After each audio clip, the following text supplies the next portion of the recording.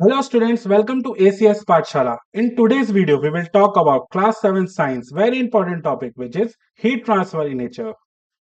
Imagine करो आप सुबह सुबह चाय पी रहे हो या दूध पी रहे हो। आप तैयार होने चले गए क्योंकि आप लेट हो रहे थे। तो तैयार होने चले गए तो आप जैसे ही आए तो चाय पहले तो गर्म थी, लेकिन आप जैसे ही चाय पीने गए तो वो ठंडी हो गई। तो वो ठंडी क्यों हुई? वो ठंडी इसलिए हुई क्योंकि उसमें पहले ज्यादा हीट थी, लेकिन उसने अपनी हीट ट्रांसफर कर दी सराउंडिंग में। तो हीट ज्यादा थी तो उसका टेम्परेचर था ज्यादा। तो लेकिन जैसे ही वो कोल्ड हो गई या ठंडी हो गई तो उसका टेम्परेचर कम हो गया। तो ये जो हीट बाहर की तरफ एक्सचेंज हुई उसे हम बोलते हैं हीट ट्रांसफर। तो सवाल उठता है, नाउ द क्वेश्चन अराइजेस कि in how many ways heat can be transferred. यही आपका आज का टॉपिक था। तो हीट कितने तरीके से ट्रांसफर हो सकती है वो हम आज पढ़ेंगे। तो चलिए आगे बढ़ते हैं। Heat transfer ways. तो बेसिकली तीन तरीके से हीट ट्रांसफर होती है। पहला है आपका कंडक्शन, दूसरा आपका कन्वेक्शन और तीसरा आपका रेडिएशन। पहला क्या बोला मैंने आपको? कंडक्शन। दूसरा आपका कन्वेक्शन और तीसरा आपका रेडिएशन। तो इस वीडियो में तो आपको मैं कंडक्शन के बारे में बताऊंगा, कंडक्टर क्या होते हैं, इंसुलेटर क्या होते हैं उसके बारे में बताऊंगा। और जो नेक्स्ट वीडियो आएगी उसके बारे में पढ़ेंगे convection and radiation. Conduction. Conduction को समझने से पहले चलिए एक एक्टिविटी करते हैं। यहां पे हमने एक स्टैंड लिया है, आप देख सकते हो। उसमें एक आयरन रॉड को फिट कर दिया या मेटल स्ट्रिप को फिट कर दिया और कुछ नेल्स ली, कीले, और उनको वैक्स की मदद से यहां चिपका दिया, पेस्ट कर दिया। ठीक है। कितनी नेल्स है ये? चार। One, two, three, four. फिर यहां से हमने इसको हीट दी। तो जैसे ही हमने इस पॉइंट में इसको हीट दी तो यहां से हीट होते हुए ये इधर को ट्रेवल हुई। मैं आपको डायरेक्शन दिखा देता हूं। तो ये वाला पॉइंट तो काफी ज्यादा गर्म हो गया, लेकिन ये पॉइंट पहले ठंडा था। तो लेकिन आप जैसे ही थोड़ी देर बाद देखोगे तो ये वाला यहां से हीट जाते जाते जाते जाते यहां तक भी गर्म हो जाएगा। ये आपको कैसे पता चलेगा? आपका पहला ये नेयर से ये नीचे गिर जाएगा, क्योंकि आपको पता है जैसे ही वैक्स में हीट जाती है वो पिघल जाता है। तो पिघल जाता है तो वैक्स की मदद से ये इससे चिपका हुआ था, तो ये गिर जाएगा। थोड़ी देर बाद आप देखोगे कि ये वाला नेल भी गिर गया, फिर आप देखोगे ये वाला नेल भी गिर गया, फिर आप देखोगे ये वाला नेल भी गिर गया। ठीक है। तो और आप यहां पे थोड़ा सा अगर टच करोगे तो बहुत गर्म सा लगेगा आपको। या फिर आप इसको टेम्परेचर से देखना, अगर टच करोगे तो हाथ थोड़ा जल भी सकता है। तो आप यहाँ पे थर्मोमीटर से देखना, सॉरी, थर्मोमीटर से देखोगे तो यहाँ का पॉइंट का टेम्परेचर भी काफी हाई हो जाएगा। तो इससे हमें पता चलता है कि जो हीट ट्रांसफर हुई है वो सॉलिड में हुई है, क्योंकि ये सॉलिड था।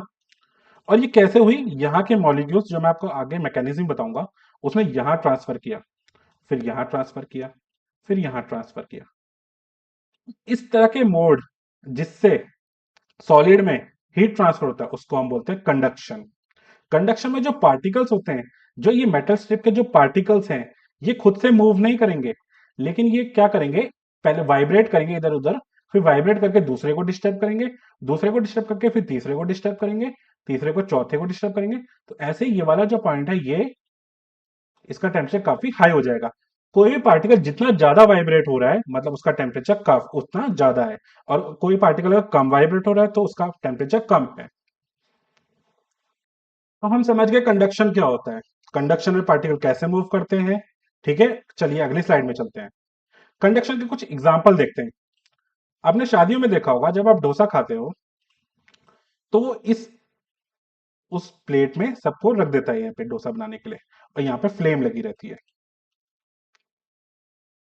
तो ये मटेरियल जो है ये पहले बीच में गर्म हो जाता है, फिर साइड साइड में गर्म होने लग जाता है।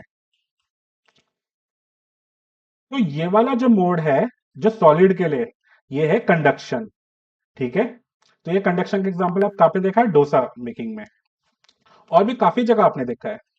आप कैसे पहचान सकते हो कि सॉलिड में हीट ट्रांसफर हो रहा है? तो मतलब वो कंडक्शन है। अब यहाँ पे मैंने आपको कंडक्शन का मैकेनिज्म पहले जो बताया था उसका एक वो देख लेते हैं, पिक्टोरियल फॉर्म। यहाँ पे ये जो है ये मटेरियल के अंदर के मॉलिक्यूल्स दिखाए जा रहे हैं। ठीक है। तो जब हमने फ्लेम नहीं दी तो ये कम वाइब्रेट कर रहे थे, इनका टेम्परेचर कम था तो ये वाइब्रेशन का कम था। जैसे ही हमने यहाँ फ्लेम दी तो पहला मॉलिक्यूल ज्यादा ज्यादा करने लग गया वाइब्रेट। इसने क्या किया, इसको डिस्टर्ब किया, इसका वाइब्रेशन बढ़ा दिया। इसने क्या किया, इसका वाइब्रेशन बढ़ा दिया। तो जैसे जैसे यहाँ वाइब्रेशन बढ़ता रहा, इधर इधर का टेम्परेचर ही बढ़ता रहा। और टेम्परेचर बढ़ता रहा तो मतलब हीट ट्रांसफर होते रहे इधर से इधर से इधर। फिर जो ये इधर ठंडा वाला एरिया था या कोल्ड एरिया था, ये भी गर्म हो गया। Heat conduction in this direction, मतलब इस डायरेक्शन में हीट कंडक्ट हुई। इसको हम किसी एक और एनालॉजी से समझ सकते हैं, इसी प्रोसेस को।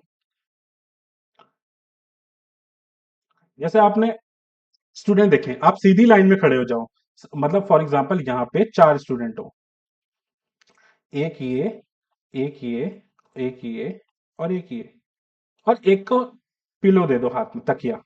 तो उसको बोले दूसरे के तकिया ट्रांसफर कर दे, कि दूसरे को दे दे, फिर तीसरे को दे दे, फिर चौथे को दे दे। तो तकिया यहाँ पे एक तरीके से वाइब्रेशन हो गई। इसने तकिया दूसरे को देकर उसको थोड़ा डिस्टर्ब करा है, फिर तीसरे को डिस्टर्ब किया है, फिर चौथे को डिस्टर्ब किया है, और चौथा वाला जो आइडल बैठा था, जो सीधे बैठा था, वो भी आप थोड़ा डिस्टर्ब होगा क्योंकि उसके बाद तकिया आ गया। तो इसी तरह हीट ट्रांसफर होती है एक जगह से दूसरी जगह में। Now move to another slide.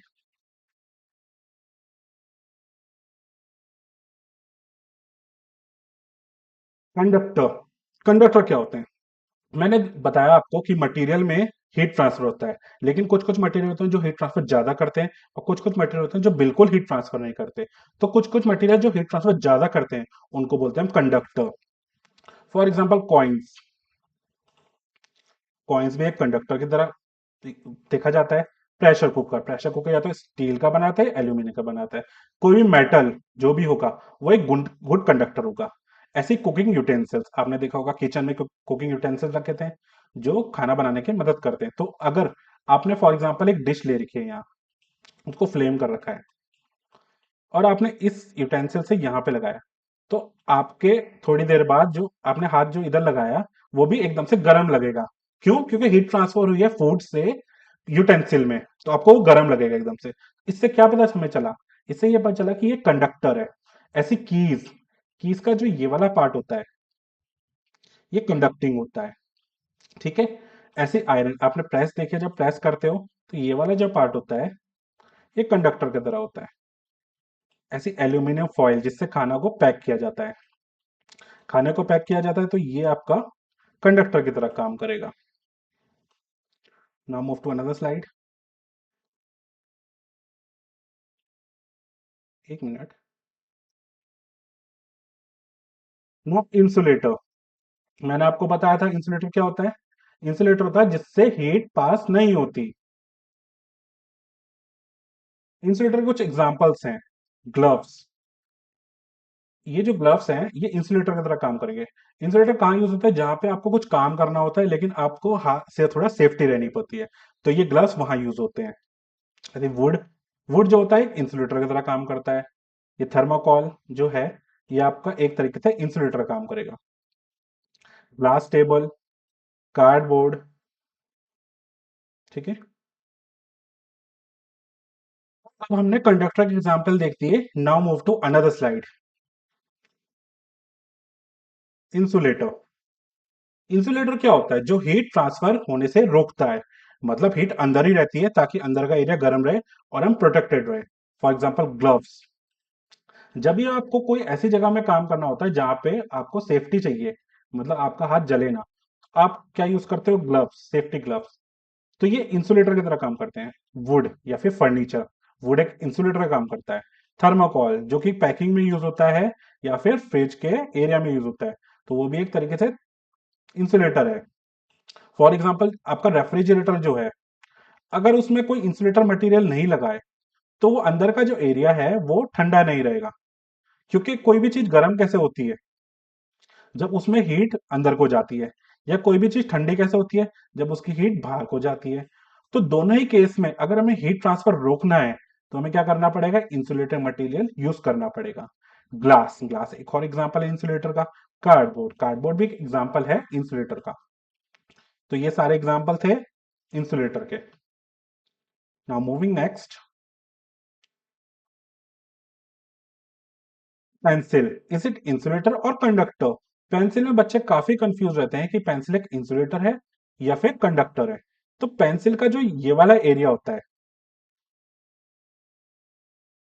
एक मिनट, ये ये तो होता है एक तरीके से इंसुलेटर।